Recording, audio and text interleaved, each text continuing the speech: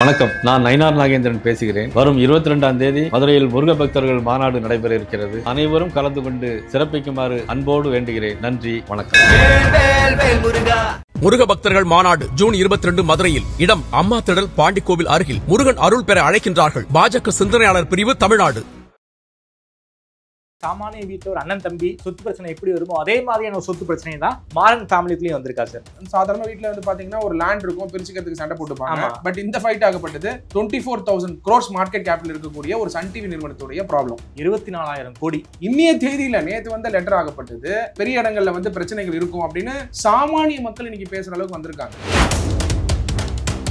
இதை வந்து நான் தயாநிதி மாறன் வெர்சஸ் கலாநிதியை நான் பார்க்கல. இந்த இஷ்யூவை Dayanidhi Maran with present DMK leaders அப்படியும் கலாநிதி மாறன் செப்பரேட்டாக நான் பார்க்குறேன். ஓகே, அதாவது ஸ்டாலின் தூண்டி விட்டு தயாநிதி மாறன் இப்படி பண்றாருன்னு எடுத்துக்கலாமா? இல்லை, நீங்க தூண்டி கூட விட வேண்டிய அவசியம் இல்லை. ஸ்டார்ட் அப் அப்ப தொடங்கினது வந்து சுமங்கலி பப்ளிகேஷன்ஸ் பிரைவேட் லிமிடெட். ஆனால் பிற்காலத்துல சன் டிவி நெட்வொர்க் லிமிடெட்னு மாத்திடுறாங்க. இப்படி இருக்கும்போது பேர் மாத்தினாலும் 50-50 ஷேர் அவங்க கிட்ட தான் இருக்கு. கண்டினியூ ஆயிட்டு இருந்தது. சப்சிக்வெண்டா சன் பிக்சர்ஸ் தொடங்குறாங்க, சன் டைரக்ட் டிவி தொடங்குறாங்க, அதுக்கப்புறம் சன்ரைசர்ஸ் ஹைதராபாத், ஸ்பைஸ் ஜெட்டும் வந்து ஒரு இன்வெஸ்ட்மெண்ட் வந்து கலாநிதி மாறன் அவர்கள் தனியா வந்து பண்ணியிருந்தாங்க. இன்னைக்கு வந்து சன் டிவினா கலாநிதி மாறன், சன் பிக்சர்ஸ்னா கலாநிதி மாறன் ஏன் சொல்றோம்? அவர் மொத்த ஷேர்ஸ் அவர் ஹோல்ட் பண்றதுனால மெஜாரிட்டி ஆஃப் தி ஷேர்ஸ் 2003ல இருந்து 2005 2 வருஷத்துக்குள்ள சன் டிவி குழுமத்தை முழுமையாக டேக் ஓவர் பண்ணிட்டார். இந்த கண்ட்ரோல் வந்ததுதான் தயாநிதி மாறன் அவர்கள் வந்து அலிகேஷன்ஸ் எந்தெந்த பாயிண்ட்ல நடந்திருக்க வாய்ப்புகள் உண்டு இண்டிகேட் பண்றாரு. கலாநிதி மாறன் அவர்களுடைய டிவிடெண்ட் டோட்டலா 2023 வரைக்கும் 2003ல இருந்து 2023 வரைக்கும் டோட்டல் டிவிடெண்ட் அவர் earn பண்ணியிருக்கிறது 5,926 கோடி. 5000 டிவிடெண்ட் மட்டுமேவா? டிவிடெண்ட் மட்டும். அது மட்டும் இல்லாம இந்த லீகல் நோட்டீஸ் வந்து அவர் கொடுக்கப்பட்டிருக்கிறது 70 பேராகிராஃப்ஸ் இருக்கு. அந்த 70 பேராகிராஃப்ஸ் சம்மரி என்ன சொல்றாங்கன்னா, சார்ஜஸ் ஆஃப் ஃப்ராட், அதாவது கலாநிதி மாறன் அவர்கள் ஃப்ராட் பண்ணிட்டாரு, criminal breach of trust, criminal breach of trust எல்லாம் பெரிய வேர்ட்ஸ், ஃபோர்ஜரி பண்ணியிருக்காரு. ஆதனையர்களுக்கு அன்பு வணக்கம். இன்று நம்மோடு வழக்கறிஞர் திருமிகு சத்யகுமார் வந்துள்ளார். வணக்கம் சத்யகுமார். வணக்கம் தாமரை. நல்லா இருக்கீங்களா? நல்லா இருக்கேன் சார். சன் நெட்வொர்க்ல ஒரு மிகப்பெரிய ஒரு பிரச்சனை போயிருக்கு. பிசினஸ் ஓரியன்ட் மேகசின்ஸும் அதை பத்தி ரிப்போர்ட் பண்ணியிருக்காங்க. ஒரு மிகப்பெரிய அலிகேஷன் தன்னுடைய அண்ணன் கலாநிதி மாறன் மேல தயாநிதி மாறன் அவர்கள் வச்சிருக்காரு. ஒரு லீகல் நோட்டீஸ் அமைச்சிருக்காரு. ஒரு அலிகேஷன், ஏகப்பட்ட அலிகேஷன்ஸ் வச்சிருக்காரு. அது வந்து சென்ட்ரல் ஏஜென்சிஸ் விசாரிக்கணும் அப்படிங்கிற வந்து ஒரு கோரிக்கையும் வச்சிருக்காரு. குறிப்பாக இந்த சன் நெட்வொர்க்ல என்ன சார் நடந்திருக்கு? குறிப்பாக 2003 முரசொலி மாறன் இறந்த பிறகு மோசடியான முறையில ஷேர்ஸை எல்லாம் வந்து கலாநிதி மாறன் தன்னுடைய பேருக்கு மாத்திக்கிட்டாரு அப்படிங்கிற குற்றச்சாட்டை வச்சிருக்காரு. என்ன சார் பிரச்சனை? ஏன் வந்து இந்த பிரச்சனை வீதிக்கு வந்திருக்கு? இந்த பின்னணியை பத்தி எங்களுக்காக முழுமையா சொல்லுங்க சார். நம்ம இந்த இஷ்யூக்கு வந்து பார்க்கறதுக்கு முன்னாடி சன் டிவி நிறுவனத்துடைய growth ஸ்டோரி ரொம்ப ப்ரிசைஸாகவும் ஷார்ட்டாகவும் தெரிஞ்சுக்க வேண்டியது ரொம்ப அவசியம். முரசொலி மாறன் அவர்கள் பற்றி ஒரு வாட்டி கலைஞர்கிட்ட கேட்குறாங்க, முரசொலி மாறன் யார் உங்களுக்கு அப்படின்னு கேட்கும்போது கலைஞர் சொன்னார், என்னுடைய மனசாட்சி அப்படின்னு சொன்னார். அந்த இன்டர்வியூ வந்து நான் பள்ளிக்கூடத்தில் இருக்கும்போது சன் டிவியில் டெலிகாஸ்ட் ஆயிருந்தது. அப்போது அந்த அளவுக்கு வந்து கலைஞர் கருணாநிதி அவர்கள் முரசொலி மாறன் அவர்களை ட்ரஸ்ட் பண்ணது தெரிஞ்சது. கலைஞர் கருணாநிதி பின்ன அவர்களுக்கு எழுதுற டேலண்ட் இருக்கலாம், நெக்ஸ்ட் பொலிட்டிக்கல் ஓரிட்டேஷன் ஸ்கில்ஸ், அவர் நம்பக்கூடிய ஐடியாலஜியில் வந்து பயங்கர உறுதியான நம்பிக்கை, அவர் நம்பக்கூடிய ஐடியாலஜியில் இருந்தாலும் முரசொலி மாறன் அவர்கள் அந்த டிஎம்கே அப்படிங்கிற அந்த பொலிட்டிக்கல் யூனிட்டை ரன் பண்ணக்கூடிய சிஸ்டம்ஸ், ப்ராசஸ், அது பின்னாடி வந்து எப்படி செயல்படணும். திமுகவுடைய டெல்லி முகம் வந்து முரசொலி மாறன் தான். அந்த காலகட்டங்கள்ல முரசொலி மாறன் டெல்லியோடு இருக்கும் வரைக்கும் அவர் தான் டெல்லியின் முகம். திமுகவுக்கு டெல்லியின் முகம் அவர் தான். 100% அது டவுட்டே கிடையாது. பட் நான் வந்து இன்னொரு பெர்ஸ்பெக்டிவ் கொடுக்கணும்னு நினைக்கிறேன். நிறைய பேருக்கு அது தெரியாத perspective. Because I have interacted with நிறைய founding leaders of the DMK. ஒரு சில பேர் க்ளோஸாக இருக்கிறதுனால அவங்க ஃபேமிலி வந்து இன்டராக்ட் பண்ணும்போது முரசொலி மாறன் அவர்கள் அந்த பார்ட்டி ஸ்ட்ரக்சரை வந்து வடிவமைக்கிறது கூட பல ஆலோசனைகள் வந்து கலைஞர் கருணாநிதி அவர்கள் கொடுத்தது. அண்ணாவுக்கு ரொம்ப நெருக்கமா இருந்தார் முரசொலி மாறன். அப்சல்யூட்லி. அப்படி இருக்கும் பொழுது மனசாட்சியா இருந்த மாறன் அவர்களுடைய 2 மகன்கள் கலாநிதி மாறன், தயாநிதி மாறன், அண்ட் 2 பேருமே வெரி சக்சஸ்ஃபுல். இன்னைய தேதியில நீங்க சொசைட்டில எடுத்து பாத்தீங்கன்னா கலாநிதி மாறன் வந்து இண்டஸ்ட்ரியலிஸ்ட், தயாநிதி மாறன் வந்து பொலிட்டீஷியன் அண்ட் டெலிகாம் மினிஸ்டரா இருந்தாரு முரசொலி மாறன் இறந்ததுக்கு அப்புறம். ஸோ இதுக்கு மேல என்ன அச்சீவ் பண்ணணும் அப்படிங்கிற கொஸ்டின் இருந்தாலும் இன்னைய தேதியில நேற்று வந்த லெட்டர் ஆகப்பட்டது எவ்வளவுதான் அச்சீவ் பண்ணாலும் பத்தாத போல இருக்கு.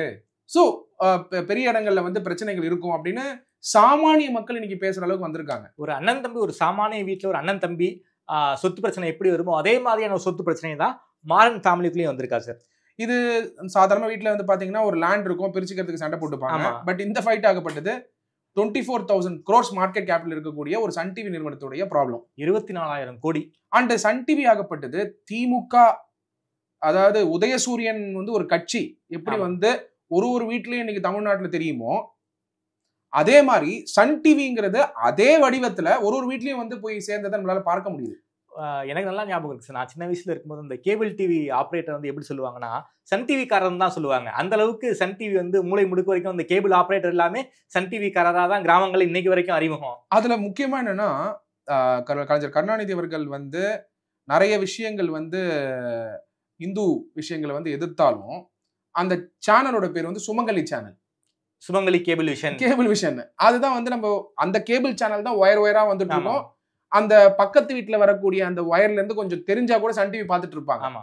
உலக தொலைக்காட்சிகள் முதல் முறையாக வந்துட்டு இருக்கும். அந்த அளவுக்கு வந்து பிராண்டிங், அந்த அளவுக்கு வந்து பாலிடிக்ஸோட சேர்ந்து டெலிவிஷனுடைய இம்பாக்ட் வந்து கிரியேட் பண்ணது சன் டிவி நிறுவனம். அதுவும் சீரியல்ஸ் வந்து நார்த்ல பிரபலம் ஆகிறதுக்கு முன்னாடியே தமிழ்நாட்டுல பிரபலம் பண்ணது. நெக்ஸ்ட் வந்து ப்ரொடக்ஷன் கொண்டு வந்தது, பப்ளிகேஷன் கொண்டு வந்தது டெஃபினட்டா கலாநிதி மாறன் அவர்களுடைய டேலண்ட் தான். கிட்டத்தட்ட பாத்தீங்கன்னா 33 சேனல் அவங்களோடது இருக்கு. அது மட்டும் இல்லாம சூரியன் எஃப்எம் வந்து பிரைவேடைஸ் பண்ணும்போது கூட அவங்களுடைய பங்கு வந்து பெருசா இருந்தது. அப்படி இருக்கும் பொழுது இன்னைய என்ன பிரச்சனை, தயாநிதி மாறன் அவர்கள் பொலிட்டிஷியனா இருந்துட்டு இருக்காரு, எம்பியா இருந்துட்டு இருக்காரு, திராவிட முன்னேற்ற கழகத்துல ஒரு முக்கியமான ஒரு பொலிட்டிக்கல் லீடரா இருந்துட்டு இருக்காரு. கலாநிதி மாறன் என்னைக்குமே பாலிடிக்ஸ் வந்தது கிடையாது. அவரோட பிசினஸ் பார்த்துட்டு இருக்கும் பொழுது இப்ப என்ன பிரச்சனை நடக்குது அப்படின்னா, இந்த இஷ்யூ ஆகப்பட்டது 22 வருஷத்துக்கு முன்னாடி போகுது. ஓகே, ஃபர்ஸ்ட் क्वेश्चन வந்து 22 வருஷத்துக்கு முன்னாடி இருக்கக்கூடிய விஷயத்த இன்னைக்கு லீகல் நோட்டீஸ் போட்டு கேட்க முடியுமான்னா அதுக்கான பவர்ஸ் உண்டு. ஓகே, என்னதான் சார் பிரச்சனை? 22 வருஷத்துக்கு முன்னாடி என்ன நடந்துச்சு?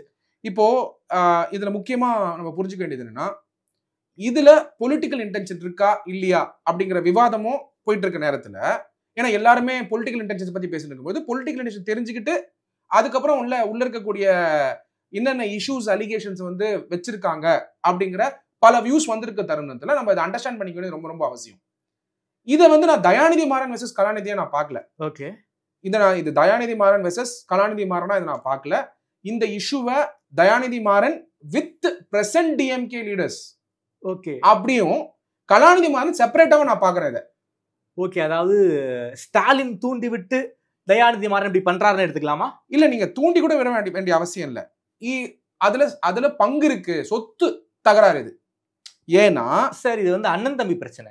இந்த அண்ணன் தம்பி பிரச்சனைக்குள்ள எப்படி வந்து ஸ்டாலின் வர முடியும்? நீங்க நல்லா பார்க்கணும். அவர் கொடுத்திருக்கக்கூடிய நோட்டீஸ்ல அவர் சொல்லியிருக்கக்கூடியது என்ன சொல்லியிருக்காரு அப்படின்னு நம்ம பார்க்கும்போது 1985ல சன் டிவி அதாவது சுமங்கலி பப்ளிகேஷன்ஸ் பிரைவேட் லிமிடெட்னு தொடங்குறாங்க 1985ல. ஓகே, ஏப்ரல் 14, 93ல சன் டிவி தொடங்கப்பட்டது. Okay, Sumangali publications private limited, private publication கொண்டு வரணும்னு நினைச்சிருக்காங்க.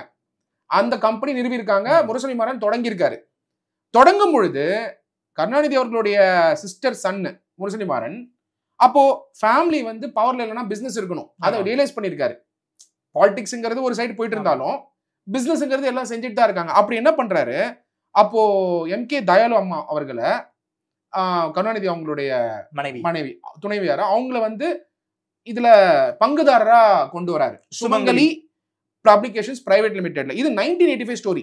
Okay, 1985 story. அதுக்கப்புறம் மல்லிகா மாறன் சாருடைய வைஃப், முரசொலி மாறன் சாரோட வைஃப் மல்லிகா மாறன் அவர்களையும் wife of the union minister Murasoli Maran அவர்கள் 50-50 பார்ட். இனிஷியலா இந்த சன் டிவி நிறுவனம் சுமங்கலி பப்ளிகேஷன்ஸ் பிரைவேட் லிமிடெடா இருக்கும்போது ஓகே, எவ்வளவு வந்து முரசொலி மாறன் அவர்களோட ஃபேமிலிக்கும் எவ்வளவு வந்து கருணாநிதி அவர்களோட ஃபேமிலிக்கும் இருந்தது அப்படின்னு நீங்க பாத்தீங்கன்னா, சிம்பிள் क्वेश्चन கேட்டீங்கன்னா 50% கருணாநிதி அவர்களோட ஃபேமிலியும் 50% முரசொலி மாறன் அவர்களோட ஃபேமிலியும் ஹோல்ட் பண்ணிட்டு இருந்தாங்க. ஓகே, அப்போ 50-50 ஷேர், ஈக்குவல் ஷேர். சன் டிவியுடைய பேரண்ட் கம்பெனில 50-50%. அப்படி இல்லைன்னா கண்டிப்பா வந்து கருணாநிதி சார் சப்போர்ட் பண்ணிருக்க மாட்டாரு. சன் டிவி அங்க ஆப்ரேட் பண்ணும்போது அதனால வரக்கூடிய ரெண்ட் வந்து அறிவாலயத்துக்கு பயன்பட்டு அது கட்சி பணிகளுக்கும் பயன்படுற மாதிரி ஒரு ஸ்ட்ரக்சர் உருவாக்கி இருக்காரு. அது யாரும் क्वेश्चन பண்ணல. Okay, okay, that is not the issue. இந்த மாதிரி ஸ்ட்ரக்சர் தொடங்குனதோ, இந்த மாதிரி பிரில்லியன்ட் ஐடியா கட்சி ஒரு பக்கம், உதயசூரியன் இன்னொரு பக்கம், சன் டிவிங்கிற ஒரு நிறுவனம், அதுல சொந்த அக்கா பையன் 50%, அக்காவுடைய சன் 50%, இவங்க ஃபேமிலி ஒரு 50% வச்சு ஸ்டார்ட் பண்ணி இந்தியாலேயே பொலிட்டிஷியன்ஸ்லாம் அப்போ வந்து பாத்தீங்கன்னா காங்கிரஸ் இருக்கவங்களாம் பெரிய நிறுவனங்கள்லாம் நடத்தல. ஆனா இங்க இந்த ஸ்ட்ரக்சரை உருவாக்கி பாலிடிக்ஸ்க்கு இது பயன்பட்டு டிஎம்கேக்கு பயன்பட்டு, சன் டிவி டிஎம்கேக்கு பயன்பட்டு, டிஎம்கே ஸ்ட்ரக்சர் சன் டிவிக்கு பயன்படுற மாதிரியான ஒரு ஸ்ட்ரக்சரை உருவாக்கி அந்த பிசினஸ் வந்து ப்ரோக்ரஸ் ஆக ஆரம்பிச்சது. இப்போ அந்த பிசினஸ்ல எத்தனை நிறுவனங்கள் இப்ப இருக்குன்றதை பார்க்கணும். 1985 தொடங்கின நிறுவனத்துக்கு 33 டெலிவிஷன் சேனல் இருக்கு. 33 டெலிவிஷன் சேனல். அது எல்லாமே வந்து சுமங்கலி அந்த பப்ளிகேஷன் நிறுவனம். இனிஷியலா பேரண்ட் கம்பெனி சுமங்கலி கேபிள் விஷன் தான். அப்படி சுமங்கலி பப்ளிகேஷன்ஸ் தான் தொடங்குனது. ஸ்டார்ட் அப் அப்ப தொடங்குனது வந்து சுமங்கலி பப்ளிகேஷன்ஸ் பிரைவேட் லிமிடெட். ஆனால் பிற்காலத்துல அந்த Sumangali publications private limited Sun TV network லிமிடெட்னு மாத்திடுறாங்க. Okay, renamed. சோ அப்போ ஒரிஜினல் கம்பெனி பேர் என்ன? சுமங்கலி பப்ளிகேஷன்ஸ் பிரைவேட் லிமிடெட் 1985ல. ஓகே, சன் டிவி நெட்வொர்க் அதுக்கப்புறம் ரீநேம் பண்றாங்க. ரைட். இப்படி இருக்கும்போது பேர் மாத்தினாலும் 50-50 ஷேர் அவங்க கிட்ட தான் இருக்கு. கண்டினியூ ஆயிட்டு இருந்தது. அதுக்கப்புறம் பாத்தீங்கன்னா சப்சிக்வெண்டா சன் பிக்சர்ஸ் தொடங்குறாங்க. ஆமா. சன் டைரக்ட் டிவி தொடங்குறாங்க.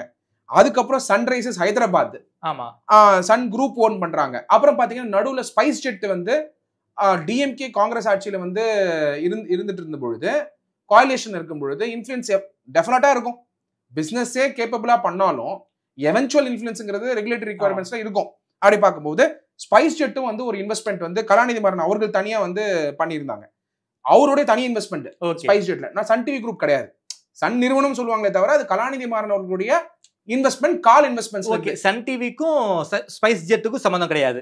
எதுவுமே லிமிட் கிடையாது. ஓகே, ஸ்பைஸ் ஜெட்டுக்கும் சன் டிவிக்கும் எந்த நிறுவனம், ஸ்பைஸ் ஜெட் தனி நிறுவனம். ஆமா, ஏன்னா கலாநிதி மாறன் அவர்கள் கால் இன்வெஸ்ட்மெண்ட்ஸ், ஓகே, அதாவது கலாநிதி கால் கேஎல் இன்வெஸ்ட்மெண்ட்ஸ் அப்படின்னு சொல்லி பல நிறுவனம் நடத்திட்டு வந்திருந்தாரு. அந்த நிறுவனங்கள் இருந்துட்டு இருந்தது. ஓகே, இப்போ இந்த இஷ்யூ, இப்ப தயாநிதி மாறன் ரைஸ் பண்ணியிருக்க இஷ்யூ எங்க வந்து பிரச்சனை ஆகுதுன்னா, முரளிசி மாறன் அவர்கள் இறக்கும் பொழுதுதான். இதுல 3-4 விஷயம் புரிஞ்சுக்கணும். ஏன்னா இந்த எல்லாமே டெக்னிக்கல். இது இருக்கிற உண்மைத்துவம் என்ன, இது உண்மைத்துவம் இல்லையா, இதெல்லாம் கிளாரிஃபை பண்ண வேண்டிய இடத்துல சன் டிவி இருக்காங்க. அவங்களும் ஒரு ரிப்ளை கொடுத்திருக்காங்க. We will not get into conclusion at all. We will only produce what is the views that is expressed in the articles. வருது. மணி கண்ட்ரோல் ரிலீஸ் பண்ணாங்க. சப்சிக்வெண்டா நிறைய ஹிஸ்டரிஸ் எல்லாம் இப்போ வந்து மைண்ட் பண்ணி போட்டுருக்காங்க. அப்படி பார்க்கும் பொழுது முரசொலி மாறன் அவர்கள் ப்ரொலாங் இல்னஸ்ல இருக்காரு. எப்பனா நவம்பர் 2003ல, கிட்டத்தட்ட ஒரு வருஷமா. அதான் என்டிஏ கவர்மெண்ட் 1. அப்ப என்டிஏ கவர்மெண்ட் இன்னைக்கு பிஜேபி அரசாங்கம், அந்த ஃபர்ஸ்ட் டைம் பிஜேபி அரசாங்கம் ஃபார்ம் பண்றதுக்கு காரணமே கலைஞர் கருணாநிதி அவர்கள் தான். ஜெயலலிதா அவர்கள் ஆட்சியை கவிழ்த்த பிறகு 4 வருஷமாக ஆதரவு கொடுத்தது திமுக தான். பிஜேபி ஒரு கட்சி கவர்மெண்ட் ஃபார்ம் பண்ண முடியும்னு காமிச்சு கொடுத்ததே கலைஞர் கருணாநிதி அவர்கள் தான். பட் சென்டரோட ரிலேஷன்ஷிப் கண்டினியூ ஆகிட்டே தான் இருந்தது அவங்களுக்கு. அப்படி பார்க்கும்போது 2003ல தான் இந்த ஃப்ராடோ, இந்த மேனிபுலேஷன்ஸோ, இந்த அலிகேஷன்ஸோ ஸ்டார்ட் ஆகுது. கலாநிதி மாறன் அவர்கள் என்ன சார் மேனிபுலேட் பண்ணிருக்காரு கலாநிதி? என்ன சொல்றாங்கன்னா, very simple. First point of இத என்ன சொல்றாங்கன்னா, manipulated, first point of allegation, manipulated share transaction. Share டிரான்சாக்ஷன்ஸை மேனிபுலேட் பண்ண முடியுமா சார்? அதை எக்ஸ்பிளைன் பண்றேன் உங்களுக்கு. அதுல சொல்லியிருக்காங்க என்ன அலிகேஷன் சொல்றாங்கன்னா, ஷேர் டிரான்சாக்ஷன்ஸை மேனிபுலேட் பண்ணி மெஜாரிட்டி கண்ட்ரோல்ல டேக் ஓவர் பண்ணிட்டா எல்லா முடிவுகளும் கலாநிதி மாறன் அவர்கள் எடுக்க முடியும். ஓகே, இதுக்கு 2 காரணங்கள் வந்து நம்ம அண்டர்ஸ்டாண்ட் பண்ணிக்கலாம். கலாநிதி மாறன் முழு டைம் பிசினஸ்ல இருக்காரு. தயாநிதி மாறன் அவர்கள் பாலிடிக்ஸ்ல இருக்காங்க. கலைஞர் அவங்க ஃபேமிலியும் பாலிடிக்ஸ்ல ஃபுல் டைம் இருக்காங்க. மேபி அந்த டைம்ல கலாநிதி மாறன் அவர்கள் தொடர்ச்சியா பிசினஸ் இவ்வளவு தூரம் வளரும்னு தெரியாதவருக்கு, அதுவும் புரிஞ்சுக்கணும். நம்ம வளரும் தெரியும், ஆனா 24,000 கோடி வளருமான்றது ஒரு கொஸ்டின் இருக்கா இல்லையா? இன்னைக்கு சன் நெட்வொர்க்குடைய மொத்த நெட்வொர்த் 24,000 கோடி. இன்னைக்கு மார்க்கெட் கேப் அப்படி பார்க்கும் பொழுது மார்க்கெட் கேபிடலைசேஷன். அப்போ அந்த மெஜாரிட்டியை கெயின் பண்ணணும்னு அப்பயே யோசிச்சுட்டாரு. அவர் என்ன யோசிச்சிருப்பாரு, இந்த பிசினஸ் நான் தொடர்ந்து பண்ண போறேன், மெஜாரிட்டி கெயின் பண்ணணும்னு நினைக்கிறேன். அந்த மெஜாரிட்டி கெயின் பண்றதுக்காக பல ஷேர் டிரான்சாக்ஷன்ஸை மேனிபுலேட் பண்ணிருக்காருன்னு இன்னைக்கு தயாநிதி மாறன் சார்ஜ் வைக்கிறார். அதுதான் அலிகேஷன். ஓகே சார், அந்த ஷேர் டிரான்சாக்ஷன்ஸை மேனிபுலேட் பண்ணிருக்கிறது தான் அலிகேஷன். ஓகே, அதான் 50-50 ஷேர் தான் அவங்க கிட்ட இருக்கு. அதை எப்படி மேனிபுலேட் பண்ண முடியும்? எதுக்காக பண்ணாரு அப்படின்றதையும் சொல்லியிருக்காங்க. ஓகே, என்ன சொல்றாங்க இதுல யாருன்னா, தயாநிதி மாறன் அவர்களை சைட்லைன் பண்றதுக்கும், சிஸ்டர் அன்புக்கரசி அவர்களை சைட்லைன் பண்றதுக்கும், கோ ப்ரமோட்டர் தயாலு அம்மாள் அவர்களை சைட்லைன் பண்றதுக்கும். இப்ப நல்லா புரிஞ்சுக்கோங்க. ஏன் நான் வந்து கலாநிதி மாறன் வெர்சஸ் டிஎம்கே அப்படின்னு நான் சொன்னேன்னா வெரி சிம்பிள். தயாநிதி மாறன் அவர்களே சைட்லைன் பண்ணியிருக்காரு, சிஸ்டர் அன்புக்கரசி அவர்களே சைட்லைன் பண்ணியிருக்காங்க. இது மாறன் ஃபேமிலி. ஆமா. மூணாவது பாருங்க, யார் இந்த சுமங்கலி பப்ளிகேஷன்ஸ் பிரைவேட் லிமிடெட் தொடங்குனது? தயாலு அம்மாள் அவர்கள் தான் ஷேர் ஹோல்டரா இருக்காங்க, 50% ஷேர் ஹோல்டர். அப்ப அவங்களே சைட்லைன் பண்ணிருப்பாங்களா? அப்ப சைட்லைன் பண்ணது அந்த காலகட்டத்துல தயாலு அம்மாளாக இருந்தாலும், இன்னைய காலகட்டத்துல நீங்க பாத்தீங்கன்னா தயாலு அம்மாளுடைய வாரிசுகள் எடுத்தீங்கன்னா பிரசன்ட் டிஎம்கே.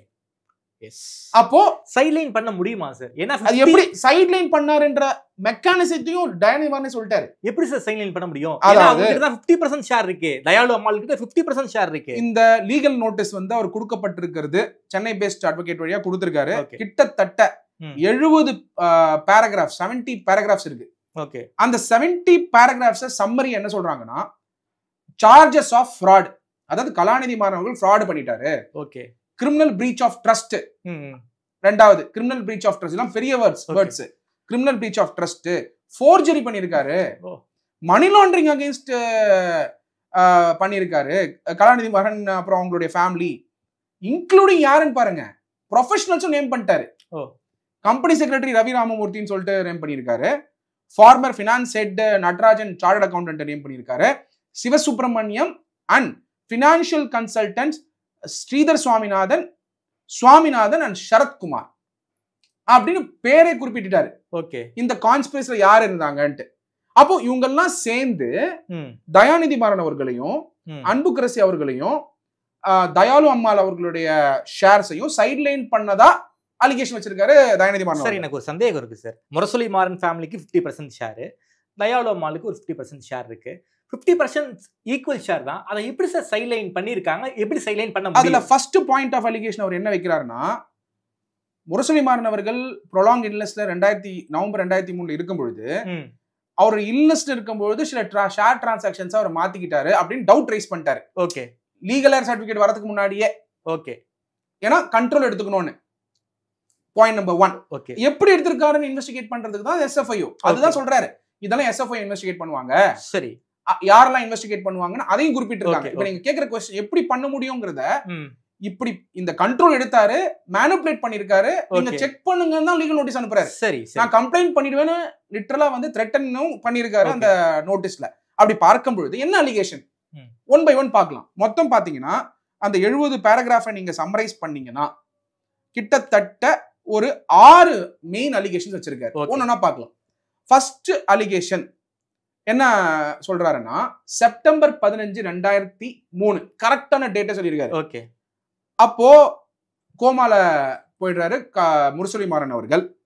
அப்ப என்ன பண்றாரு கலாநிதி மாறன் அவர்கள், அவருக்கே 12 லட்சம் ஷேர்ஸ் அலாட் பண்ணிக்கிறாரு.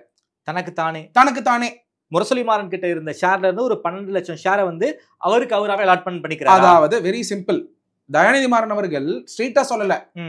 முரசொலி மாறன் அவர்கள் வந்து கோமால இருக்கும் பொழுது அவரோட ஷேர்ஸ இவர் வச்சுக்கிட்டாருன்னு சொல்லல. ஓகே. அவர் மேல அவர் அலாட் பண்ணிக்கிட்டாருன்னு சொல்றாரு. அப்படி நம்ம புரிஞ்சுக்க வேண்டியது என்னன்னா, ஒரு சமயம் முரசொலி மாறன் அவர்களுடைய ஷேர்ஸ கலாநிதி மாறன் ஒரு சமயம் முரசொலி மாறன் ஷேர் ஹோல்டரா இருந்து அவரே அலாட் பண்ணிக்கிட்டாரா, இல்ல இந்த allotment of 12 lakh equity shares என்னங்கறத ஃபர்ஸ்ட் வெளியில வரணும். ஓகே. 12 lakh ஈக்விட்டி ஷேர் அவர் அலாட் பண்ணிக்கிட்டாரு அப்படின்னா எதுக்காக அந்த 12 lakh ஷேர்ஸ் அலாட் பண்ணிக்கிட்டாரு? 50% இருந்த ஷேரை 60% உயர்த்திக்கிட்டா கம்பெனி மொத்தம் அவர் கையில கண்ட்ரோல் இருந்துரும். ஆமா ஆமா, அதுக்காக செஞ்சாரு, டேக் ஓவர் பண்ணாரு. ஓகே. ஆனா இந்த கம்பெனி அப்ப என்னவா இருந்ததுன்னு பாக்கணும்ல. அப்ப லிஸ்டட் கம்பெனி கிடையாது. ஓகே. அப்போ வந்து இது பிரைவேட் லிமிடெட் கம்பெனி. 2003ல நல்ல ப்ராஃபிட்டபிள் கம்பெனி, பயங்கரமா லாபம் இருக்கக்கூடிய கம்பெனி. அப்புறம் இந்த ஃபேஸ் வேல்யூ எவ்வளவு கொடுத்தாருன்னு இருக்குல்ல, அத 1.2 crore தான் எடுத்துக்கிட்டாரு. இந்த 12 லட்சம் ஷேர்ஸ், அதாவது ஒரு ஷேர 10 ரூபாய்க்கு. கரெக்ட். ஆக்சுவலா அந்த டேட்ல இந்த ஷேரோட விலை 2500 ரூபாயில இருந்து 3000 ரூபாய் இருந்திருக்கும். ஓகே. அப்ப மார்க்கெட் வேல்யூ வந்து 3500 crores. ஓகே. அப்படின்னு சொல்லி were allotted without proper valuation. Very very important.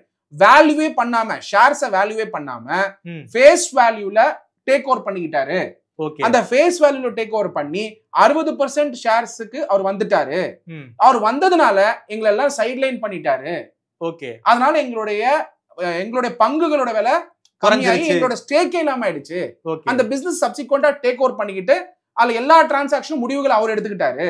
அந்த முடிவுகளை எடுக்கிறதுக்காக Ravi Ramamoorthy, former finance head company secretary Ravi Ramamoorthy, former finance head Natrajan, chartered accountant Sivasubramaniam, financial consultant Sridhar Swaminathan and Sarathkumar இவங்க எல்லாம் உடந்திருந்தாங்க. அதுதான் மீன் அலிகேஷன். இப்போ இந்த ஷேர்ஸ் அந்த டைம்ல வேல்யூ பண்ணியிருந்தால் அப்போ 2500 ரூபாயில இருந்து 3000 ரூபாய் இருந்திருக்கும், 3500 கோடி அப்படிங்கறத சொல்லி ஷேர் ஹோல்டர் அப்ரூவல் இல்ல, ப்ராப்பர் வேல்யூவேஷன் இல்ல, அப்புறம் போர்ட் ரெசல்யூஷன்ஸ் பாஸ் பண்ணல, எதுவுமே பண்ணாம தான் மேல அலாட் பண்ணிக்கிட்டாரு ஷேர்ஸ். ஓகே, 12 லட்சம் ஷேர்ஸ் அவருக்கு பேர்ல அவராவே அலாட்மெண்ட் பண்ணிக்கிட்டாரு. ஆமா, இதனால என்ன ஆச்சுன்னா அந்த 12 லட்சம் ஷேர்ஸ் அவரே அலாட் பண்ணிக்கிட்டதுனால அந்த ஷேர்ஸ் ஃபர்ஸ்ட் எங்க இருந்து வந்ததுன்னு பார்க்கணும், அதை இன்வெஸ்டிகேட் பண்ணணும். ரெண்டாவது, இந்த ஷேர்ஸ் அலாட் பண்ணதுனால ஸ்டேக்ஸ் வந்து குறைஞ்சிருச்சு. யாருக்கு குறைஞ்சது? தயாலம்மாளுடைய ஸ்டேக் வந்து குறைஞ்சிருச்சு. எப்படி சார் குறையும்? இப்போ நீங்க 50% இருந்தாரு அவரு, மிச்ச ஷேர் ஹோல்டர் யார் யாருன்னு யார்கிட்ட அந்த 12 லட்சம் ஷேர்ஸ் வாங்கினாருன்னு கொஸ்டின் வருது. ஓகே, அவர் அந்த வாங்கினதுக்கு ஒரு ரூபா கொடுத்துருக்கணும்ல. ஆமா, அந்த ரூபா அவர் என்ன சொல்றாரு, வேல்யூ பண்ணாம வாங்கிக்கிட்டாரு. ஓகே, அப்படின்னு அலிகேஷன் வைக்கிறாரு. ஓகே, வாங்க முடியுமான்றதுல வாங்க முடியும். ஓகே, 12 லட்சம் ஷேர்ஸ் பிரைவேட் லிமிடெட் இருக்கும்போது வாங்கியிருக்காரு. ஓகே, அந்த 12 லட்சம் ஷேர்ஸ் பிரைவேட் லிமிடெட் இருக்கும் வாங்க முடியுமா? ஒரு ப்ரொமோட்டர் வாங்க முடியுமா? வாங்க முடியும். ஓகே, ஃபார் எக்ஸாம்பிள், நீங்க ஒரு பங்குதாரர் இருக்கீங்க, பிரைவேட் லிமிடெட் கம்பெனி, நான் உங்க ஷேர்ஸை கொடுத்துருங்க, நான் காசை கொடுத்துறேன்னு சொல்றேன், நீங்க ஒத்துக்கிட்டீங்கன்னா கொடுக்க போறேன். அவர் என்ன சொல்றாரு தயாநிதி மாறன், இந்த கேஸ்ல கலாநிதி மாறன் அந்த 12 லட்சம் ஷேர்ஸ் அவர் அலாட் பண்ணிக்கிட்டத போர்டுக்கு சொல்லல, ப்ராப்பரா கம்பெனிஸ் ஆக்ட் ரெகுலேஷன்ஸை ஃபாலோ பண்ணல. ஓகே, அந்த ஃபாலோ பண்ணாதனால எங்களோட ஷேர்ஸ் வந்து டைலூட் ஆயிடுச்சு. யாரோட ஷேரு? இதுல மல்லிகா மாறன் அவர்களுடைய ஷேர் டைலூட் ஆச்சு. அதுக்கப்புறம் ஒரிஜினல் ப்ரோமோட்டர்ஸ் தயாலு அம்மாளோட ஷேர் 50% ஷேர் டைலூட் ஆயிடுச்சு. இதனால என்ன ஆச்சு? 20%க்கு வந்துட்டோம். ஓகே, 50% இருந்த நாங்க 20%க்கு வந்துட்டோம். இத வந்து ஃபேமிலியை வந்து எக்ஸ்ப்ளாய்ட் பண்ணிட்டாரு. ஓகே, கிட்டத்தட்ட ஒரு 80% டேக் ஓவர் அவர் கைக்கு போயிடுச்சு. எப்ப எக்ஸ்ப்ளாய்ட் பண்ணாருன்னா, முரசொலி மாறன் அவர்கள் வந்து உடல்நிலை சரியில்லாத பொழுது டெத் பெட்ல இருக்கும்போது எக்ஸ்ப்ளாய்ட் பண்ணிட்டாரு அப்படின்னு அலிகேஷன் வைக்கிறாரு. சோ இதான் starting point of allegation. Okay, okay, so very simple to summarise, ஏன்னா இது காம்ப்ளிகேட்டட். சரி, பாயிண்ட் நம்பர் 1, முரசொலி மாறன் அவர்கள் உடல்நிலை சரியில்லாத பொழுது அந்த ஷேர்ஸ் வந்து இன்க்ரீஸ் பண்ணதுனால மத்தவங்களுக்கு 20% குறைஞ்சிடுச்சு. இது எப்படி குறைஞ்சது, ஏன் குறைஞ்சதெல்லாம் யார் இன்வெஸ்டிகேட் பண்ணுமோ அவங்க பண்ணணும். இப்போதைக்கு தயாநிதி நோட்டீஸ் கொடுத்திருக்காரு. நோட்டீஸ்ல எஸ்எஃப்ஐ பத்தி பேசியிருக்காரு. ஓகே, சி ஃபர்ஸ்ட் வந்து ஃப்ராடுலன்ட் அலாட்மெண்ட் பண்ணிட்டாரு. அலாட்மெண்ட் பண்ணதுக்கு அப்புறம் ஷேர்ஸ் வச்சுட்டு இருக்க மாட்டாரு, டிரான்ஸ்ஃபர் பண்ணிருப்பாரு. அந்த டிரான்ஸ்ஃபரை தயாநிதி மாறன் அவர்கள் क्वेश्चन பண்றாங்க. அதாவது இல்லீகல் டிரான்சாக்ஷன்ங்கறாரா? இல்லீகல் ஷேர் டிரான்ஸ்ஃபர்ன்றாரு ஸ்ட்ரைட்டாவே. அதுல என்ன சொல்றாரு, ஆன் நவம்பர் 26, 2003 3 நாளுக்கு அப்புறம் முரசொலி மாறன் அவர்கள் இறந்துடுறாரு. 26 நவம்பர் 2003 அன்னைக்கு முரசொலி மாறன் இறந்துடுறாரு. 3 நாளைக்கு அப்புறம் என்ன பண்றாரு, 95,000 ஷேர்ஸ் அவர் வச்சிட்டு இருந்த ஷேர்ஸ் 12 லட்சம் ஷேர்ஸ் அவருக்கு வந்துச்சா? ஆமா, அந்த 12 லட்சம் ஷேர்ஸ்ல 95,000 ஷேர்ஸ் வந்து டிரான்ஸ்ஃபர் பண்றாரு. யாருக்கு? மல்லிகா மாறன் அவர்களுக்கு. ஓகே, அம்மாவுக்கு டிரான்ஸ்ஃபர் பண்றாரு. அதாவது 3 days after Murasoli Maran's death, okay, Kalanithi Maran வந்து அவர் வச்சிருந்த 95,000 ஷேர்ஸ், ஓகே, அதுல இருந்து 95,000 ஷேர்ஸ் மல்லிகா மாறன் அவர்களுக்கு டிரான்ஸ்ஃபர் கொடுக்கறாரு without death certificate or legal certificate. Okay, okay, okay, கொடுத்துறாரு. ஓகே, மல்லிகா மாறன் அவர்களுக்கு. அதுக்கப்புறம் என்ன நடக்குது, இதுல கம்பெனிஸ் ஆக்ட் 1956 வயலேட் ஆயிருக்குன்னு சொல்றாங்க.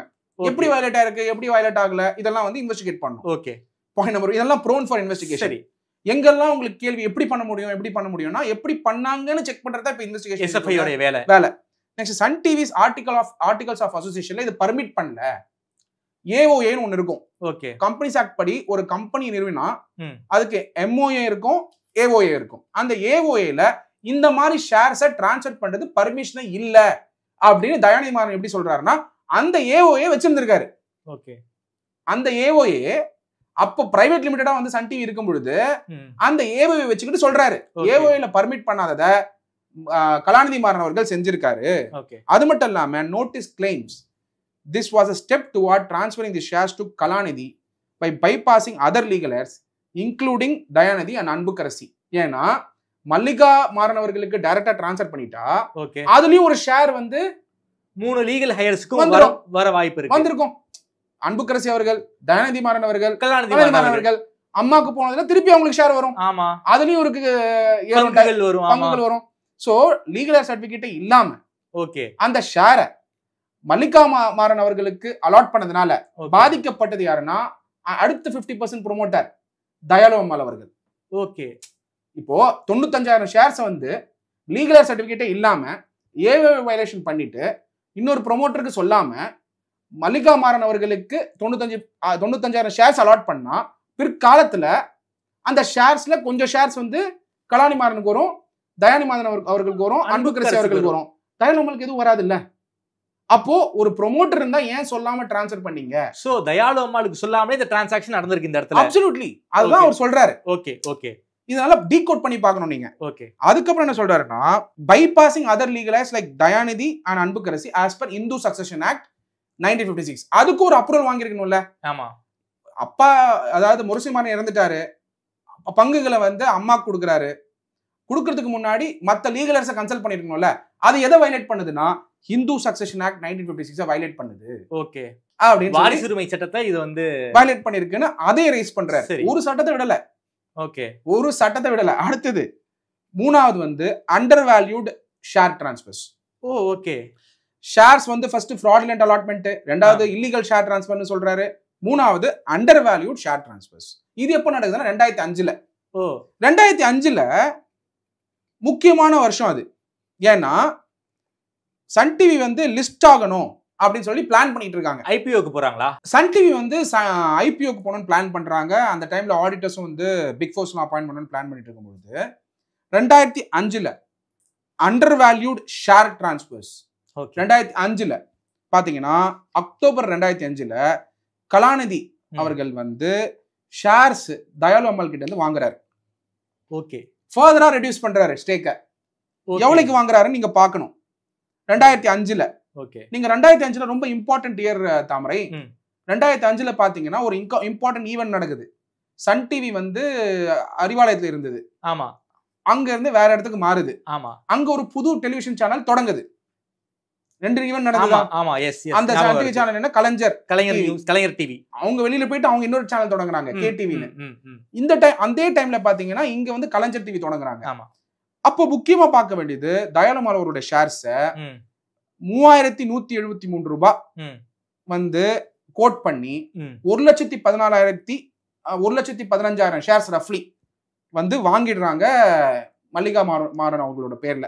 டிசம்பர் 2005 ஒரு ஷேர் எவ்வளவு ரூபாய்க்கு வாங்க? 10 ரூபாய்க்கு. அதே 10 ரூபாய்க்கு 12 லட்சம் ஷேரை எப்படி வந்து ஒரு ஷேரை 10 ரூபாய்க்கு வந்து கலாநிதி மாறன் வாங்கினாரோ அதே மாதிரி தயாளு அம்மாள் கிட்ட இருந்து 10 ரூபாய்க்கு வாங்கியிருக்காரு ஒரு ஷேர். புரிதல் கரெக்ட். ஷேர் வாங்கினாரு. ஆனா 2005 2 ஈவென்ட் நடக்குது. ஒரு சைடு தயாளு அம்மாள் கிட்ட இருந்து ஷேர்ஸ் வாங்குறாரு, இன்னொரு சைடு வந்து மல்லிகா மாறன் அவர்கிட்ட ஷேர்ஸ் வாங்குறாரு, பர்ச்சேஸ் பண்றாரு. ஓகே. அப்போ தயாளு அம்மாள் கிட்ட என்ன பிரைஸ் கோட் பண்ணி வாங்கினாரு, மல்லிகா மாறன் அவர்கிட்ட என்ன பிரைஸ் கோட் பண்ணி வாங்கினாருன்றத அலிகேஷனா வைக்கிறாரு. தயாளு அம்மாள் கிட்ட வாங்குற பிரைஸ் வந்து 3173.04 பர் ஷேர். ஓகே. எவ்வளவு ஷேர்ஸ் வாங்குறாரு தயாளு அம்மாள் கிட்டனா 1,14,999 ஷேர்ஸ். ஓகே. தயாளு அம்மாள் கிட்ட வாங்குறாரு. அதே டைம் பீரியட்ல டிசம்பர் 2005 சொந்த அம்மா கிட்ட இருந்து மல்லிகா மாறன் கிட்ட இருந்து 95,000 ஷேர் இருக்கே அந்த ஷேர் வந்து 10 ரூபாய் பர் ஷேர்னு வாங்குறாரு. ஓகே. இதனால என்ன ஆச்சுன்னா அடிஷனலா என்ன பண்றாரு 5,70,000 ஷேர்ஸ குங்குமம் பப்ளிகேஷன், அதுக்கப்புறம் குங்குமம் நிதி யகம், அப்புறம் வந்து கால் இன்வெஸ்ட்மெண்ட்ஸ், அப்புறம் அதை வந்து மாறணும் கருணாநிதி அவர்கள் ஃபேமிலியும் வந்து கலாநிதி அவர்களுக்கு மாத்திக்கிறாரு நவம்பர் 10, 2005 அதுவும் 10 ரூபாய் பர் ஷேருக்கு. ஓகே. அப்ப என்ன ஆகுதுன்னா 180 கோடி லாஸ் ஆயிடுச்சு. இதனால சொல்றாரு ஒரு நம்பர் லாஸ் ஆனதுனால இங்க ஃப்ராட் நடந்திருக்க வாய்ப்புகள் உண்டு. ஓகே. அப்படின்னு வந்து தயாநிதி மாறன் அவர்கள் சொல்றாரு. சோ இதுல என்ன புரிஞ்சுக்கணும், 2 டிரான்சாக்ஷன் நடக்குது அந்த காலகட்டத்துல. ஒரு டிரான்சாக்ஷன் கருணாநிதி அவர்களோட ஃபேமிலிக்கு பேமெண்ட் பண்ணிடுறாரு. தயாளு அம்மாளோட ஷேர்ஸ் வந்து ஒரு ஷேர் வந்து 3,173 ரூபாய் வேல்யூவேஷன் பண்ணி டிரான்ஸ்ஃபர் பண்ணிடுறாரு. அதே காலகட்டத்துல மல்லிகா மாறன் அவர்களுடைய ஷேர்ஸ் வந்து யாருக்கு வந்திருக்கும் ஃபியூச்சர்ல, தயாநிதி மாறன் அவர்களுக்கு வந்திருக்கும், அன்புக்கரசி அம்மாக்கு வந்திருக்கும், அதுக்கப்புறம் வந்து கலாநிதி அவர்களுக்கு வந்திருக்கும். ஆனா அவர் என்ன பண்றாரு, மல்லிகா மாறன் அவர்களுடைய கன்சென்ட் எடுத்து அந்த ஷேர்ஸ் வந்து மாத்திக்கிறாரு. 10 ரூபாய் வாங்கிக்கிறாரு. 10 ரூபாய் வாங்கிக்கிட்டாரு. அதை வாங்கினது மட்டும் இல்லாம 5,70,000 ஷேர்ஸ் குங்குமம் பப்ளிகேஷன், இது எல்லாத்தையுமே ம். லிஸ்ட் பண்றதுக்கு முன்னாடி மொத்த கண்ட்ரோலையும் ம். காசு கொடுத்து அவர் கையில எடுத்துக்கிறாரு ஓகே கலாநிதி மாறன். இன்னைக்கு வந்து சன் டிவினா கலாநிதி மாறன், சன் பிக்சர்ஸ்னா கலாநிதி மாறன் ஏன் சொல்றோம்? அவர் மொத்த ஷேர்ஸும் அவர் ஹோல்ட் பண்றதுனால, ஆமா மெஜாரிட்டி ஆஃப் தி ஷேர்ஸ். இதை ஹோல்ட் பண்றதுக்கான ஸ்ட்ராட்டஜிய ம். 2003ல இருந்து 2005 முடிச்சுக்கிறாரு. ஓகே லாபகரமா இருந்துகிட்டு இருக்கு. 2005 பீரியட்ல நீங்க தெரியும், திராவிட முன்னேற்ற கழகம் காங்கிரஸோட ஆட்சி கூட்டணிக்கு வந்துடுறாங்க. போறாங்க. திருப்பி யூனியன் மினிஸ்டர்ஸ் நிறைய பேர் வந்துடுறாங்க. அழகிரி அவர்கள் வந்துடுறாரு, அப்புறம் கனிமொழி அம்மா அவர்கள் வந்து அப்பாயிண்ட் ஆறாங்க. அதுக்கப்புறம் பாத்தீங்கன்னா தயாநிதி மாறன் அவர்கள் டெலிகாம் மினிஸ்டர் ஆகிறாரு. ஆமா. So it continue. ஆமா. டிஎம்கேயோட இன்ஃபுளுன்ஸ் சென்டர் வந்து கண்டினியூ ஆச்சு. அது பொலிட்டிக்கல் சைட். பட் கலாநிதி மாறன் அவர்களுடைய பிசினஸ் ஏறிச்சு. அப்ப 2005ல கலாநிதி அவர்கள் ஸ்ட்ராட்டஜி ஸ்டெப் பை ஸ்டெப் 2003ல இருந்து 2005 2 வருஷத்துக்குள்ள சன் டிவி குழுமத்தை முழுமையாக டேக் ஓவர் அவர் பண்ணிக்கிறாரு. control வந்துட்டார். ஓகே இந்த கண்ட்ரோல் வந்ததுதான் தயாநிதி மாறன் அவர்கள் வந்து அலிகேஷன்ஸ் எந்தெந்த பாயிண்ட்ல நடந்திருக்க வாய்ப்புகள் உண்டு இண்டிகேட் பண்றாரு.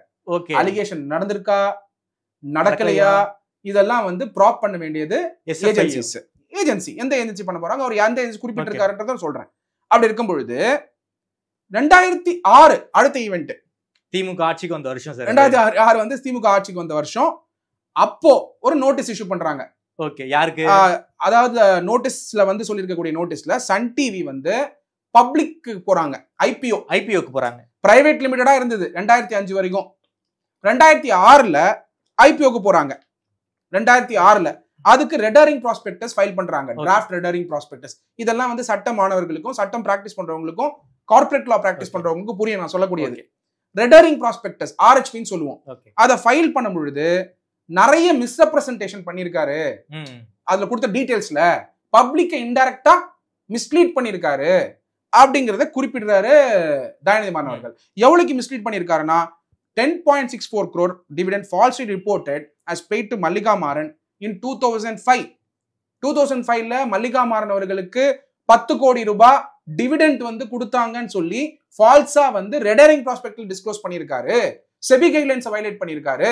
10 கோடி டிவிடெண்ட் கொடுத்தேன்னு சொல்லி கொடுக்காம இருந்திருக்காரு அப்படின்னு தயாநிதி மாறன் சொல்றாரு. ஓகே கொடுத்திருக்கு, டிவிடெண்ட் கொடுத்திருக்குன்னு சொல்லி மல்லிகா மாறன் அவர்களுக்கு டிவிடெண்ட் கொடுத்திருக்காங்க அப்படின்னு சொல்லி ரிப்போர்ட் பண்ணிருக்காங்களாம். ஆனா கொடுக்கலங்கிறது இவர் சொல்றாரு. சரி, அது ஒரு ஃப்ராட். அந்த அமௌண்ட் வந்து பாத்தீங்கன்னா 10.64 crores பிளஸ் ஆர்ஹெச்பி ரெடரிங் ப்ராஸ்பெக்டஸ்ல வந்து அண்டர்வேல்யூட் ஷேர் டிரான்ஸ்ஃபர்ஸ் இருந்தது. மிஸ்லீடிங் இன்வெஸ்டர்ஸ் ரெகுலேட்டர்ஸ் பத்தி நிறைய விஷயங்கள் இருந்தது. அது மட்டும் இல்லாம லீட் மேனேஜர்ஸ் கோட்டக் மஹேந்திரா கேபிட்டலும் டிஎஸ்பி மெரில் லிஞ்ச் கொல்யூட் பண்ணி மிஸ்ரெப்ரசன்ட் பண்ணி செபியை வயலேட் பண்ணிட்டாங்க. செக்யூரிட்டிஸ் எக்ஸ்சேஞ்ச் போர்ட் ஆஃப் இந்தியாவை வயலேட் பண்ணிட்டாங்க ஐபிஓல அப்படின்னு சொல்லி தயாநிதி மாறன் இன்னைக்கு குற்றச்சாட்டு வைக்கிறார். இது வந்து அடுத்த கட்டம். அடுத்தது வந்து இதெல்லாம் எங்க போய் லீட் ஆச்சு அப்படின்னா கடைசி 2 விஷயத்த சொல்றாரு இந்த நோட்டீஸ்ல. 70 பேராகிராஃப் நோட்டீஸ்ல என்ன சொல்றாருன்னா money laundering and proceeds of crime அதுக்கு வந்துட்டாரு. இது எல்லாமே fraud, misrepresentation, criminal breach of trust, criminality இருந்ததுனால எஸ்எஃப்ஐஓ ப்ரொசீடிங் ஸ்டார்ட் ஆனா அது பிரெடிகேட் அஃபென்ஸ் ஆகும். அதுல வந்த பணம் எல்லாம் தான் அவர் சம்பாரிச்சதாகும். இந்த அலிகேஷனை முன்வைக்கிறாரு தயாநிதி மாறன் அவர்கள். அதை சொல்லும் போது என்ன சொல்றாரு, நோட்டீஸ்ல கிளியரா அமௌண்ட் சொல்றாரு. The notice claims differential value of 2003 allotment பண்ணாரு இல்லையா, 3498 கோடி அப்ப வேல்யூல. And subsequent transaction constitutes prevention of proceeds of crime under the Prevention of Money Laundering Act அப்படின்னு சொல்லிட்டு கலாநிதி மாறன் அவர்களுடைய டிவிடெண்ட் டோட்டலா இது வரைக்கும் 2023 வரைக்கும் 2003ல இருந்து 2023 வரைக்கும் டோட்டல் டிவிடெண்ட் அவர் earn பண்ணியிருக்கிறது 5926 கோடி. 5000 டிவிடெண்ட் மட்டுமேவா? டிவிடெண்ட் மட்டும். அது மட்டும் இல்லாம இந்த வருஷம் எவ்வளவு earn பண்ணிருக்காருன்னு சொல்லியிருக்காரு. 455 கோடி டிவிடெண்ட். ஒரு வருஷத்துல டிவிடெண்ட் மட்டுமே 455 கோடி, கிட்டத்தட்ட 500 கோடி கிட்டத்தட்ட இருக்கு.